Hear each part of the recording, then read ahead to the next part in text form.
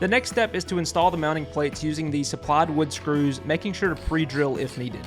It's important to note that depending on the thickness of your tabletop, you may need to adjust the size of your wood screws for this installation. Each hardware kit comes with 5/8 inch wood screws, allowing them to work with several different applications.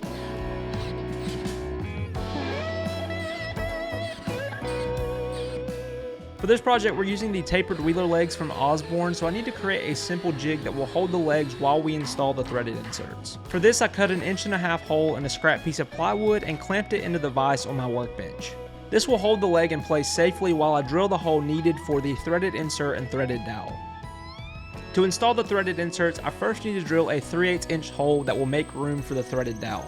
Next, I can make a slightly larger hole at the top that is large enough to screw in the threaded insert.